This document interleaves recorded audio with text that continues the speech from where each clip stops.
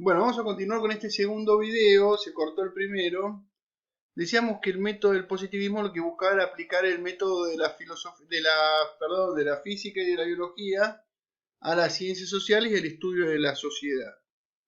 Entonces, si nosotros en la biología y en la física teníamos hasta el momento que lo que buscaba que lo que se lograba con el método científico era predecir cierto comportamiento de la naturaleza, decir, bueno, si esto sucede así es por este motivo, bueno, encontrar explicaciones científicas a las cuestiones relacionadas a la naturaleza.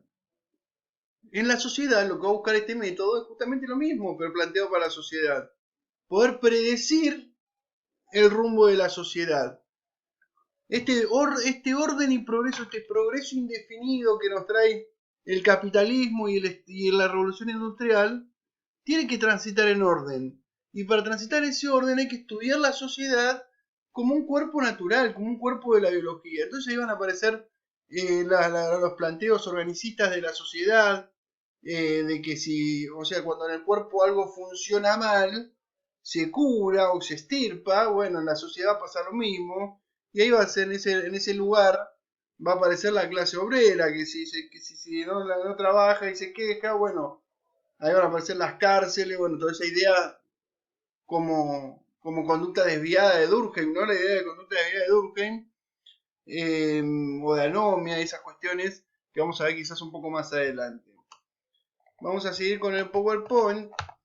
Dice que, bueno, estamos en los estadios de Comte, esto ya lo vimos, el estadio teológico, metafísico y positivo. El estadio positivo, que es en el que Comte dice que tenemos hacia el que hay que transitar, se caracteriza por el análisis científico o sociológico de la organización política.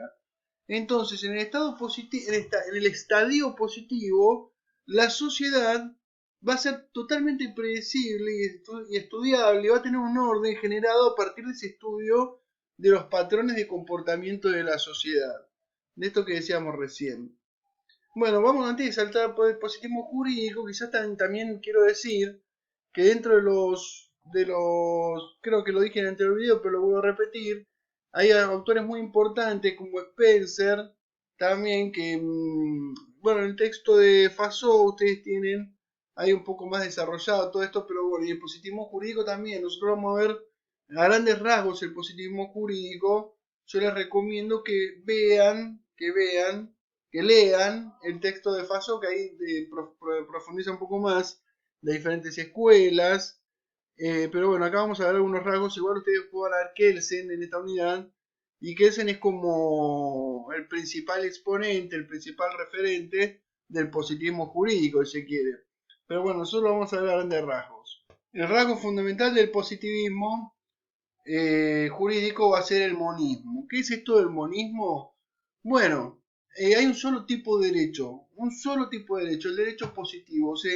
Se saca de lado, se deja de lado el planteo del derecho natural, negando cualquier fundamentación del mismo desde un supuesto ordenamiento superior a él, el derecho natural. Entonces, la sola existencia de un derecho, el derecho positivo.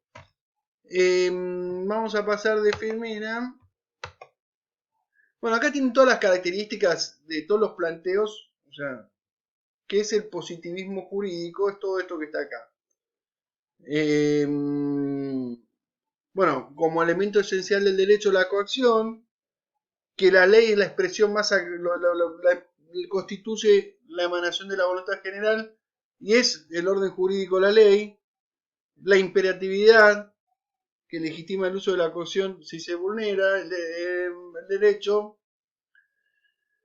la coherencia, sin antinomias normativas, la plenitud del ordenamiento jurídico, son todas las características que muy bien también con Kelsen, ¿no?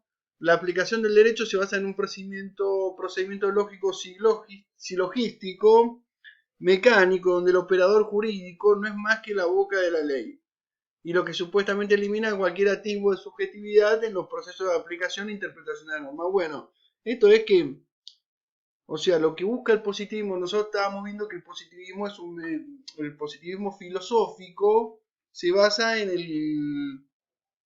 el método científico de la naturaleza y de la biología y de la física. Bueno, lo que busca el positivismo jurídico es algo similar, nada más que planteado en el derecho, ¿no? En lo jurídico. Pero es tratar de objetivar, de no dejar, sacar cualquier sesgo de subjetividad del derecho. O sea, nosotros teníamos que en el estudio de la sociedad, lo que va a hacer Durkheim, por ejemplo, es crear el hecho social. ¿Qué es el hecho social para Durkheim? Bueno, es eso que se puede cuantificar, que se puede medir, eso que se externaliza y que me determina a mí como persona. Entonces Durkheim va a decir, bueno, no podemos dejar librado a lo que piensa cada uno con respecto al suicidio, por ejemplo. Entonces él hace un libro donde establece que el suicidio se va por la norma, bueno, todo un estudio sociológico muy interesante, donde cuantifica el suicidio, donde lo convierte en hecho social, donde lo pone como un observable, y él dice que esa obra de él, o sea, él considera que esa obra sociológica y ese tipo de sociología es totalmente objetiva. Hay una discusión eterna si existe la objetividad, si puede existir la objetividad en la ciencia social. Para mí no, para mí es imposible la objetividad en la ciencia social. La ciencia social es casi completamente marco de la opinión. Bueno, en el positivismo va a pasar lo mismo. Cuando entra en crisis o cuando se deja, cuando pierde vigencia el paradigma positivista por el postpositivista, muchas de estas cosas empiezan a ser dejadas de lado, ¿no? Entonces, una de las críticas es esto, lo de que el, el operador jurídico puede operar con total objetividad, con una sola lectura de la norma. Bueno, la interpretación de la norma es totalmente subjetiva en realidad. Bueno, ahí dice que el positivismo jurídico parte de la pregunta, ¿qué gobierno es mejor? Es un poco lo que hablábamos recién. ¿El gobierno de las leyes o el gobierno de los hombres? Y bueno, eso van a decir el gobierno de las leyes, porque el positivismo lo que plantea es esto, un esquema totalmente predecible, ordenado, sin un líder carismático, como en términos de Weber, va a hablar de que en las sociedades modernas el tipo de dominación es la dominación legal racional. Bueno, va a hablar un poco de esto Weber. Pero Weber también hablaba de un líder, de la posibilidad de un líder carismático o de los gobiernos carismáticos, los tipos de dominación carismáticos, donde hay un líder que va redefiniendo según sus valores, donde hay un líder carismático que la gente sigue. Bueno, eso es lo más antipositivista de todo, pensar en el líder carismático. El positivista consideraba que tiene que funcionar todo como un manualcito, como un relojito, un orden establecido, que se conserve, un orden que se conserve, entonces pueda garantizar el negocio de la burguesía. ¿Qué necesitaba la burguesía en ese momento? Que todo transcurra en normalidad como estaba.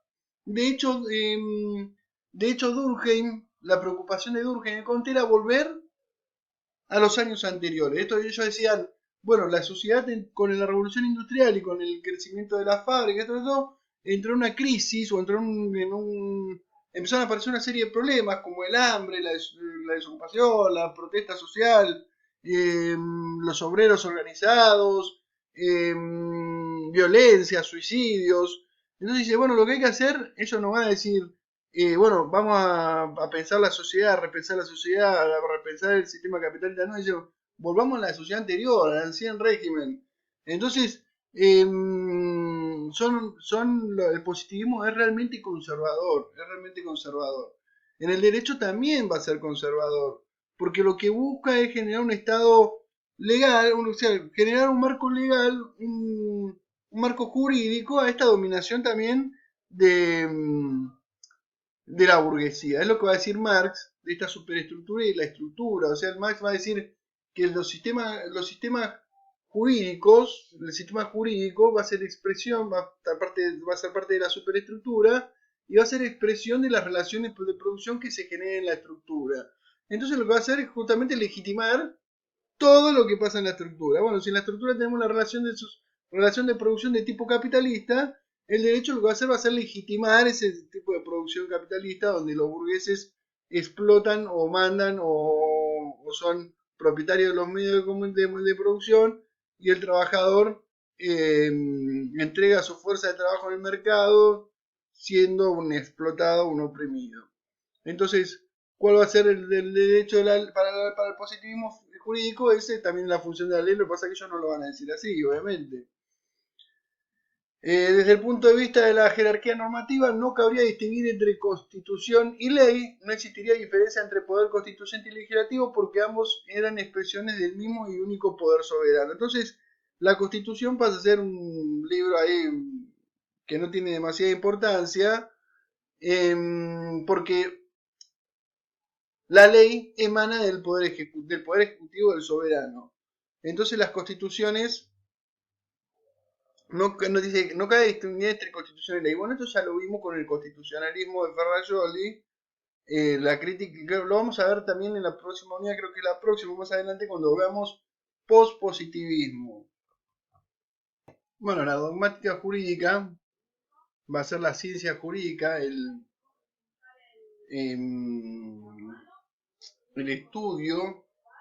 estudio del derecho positivo.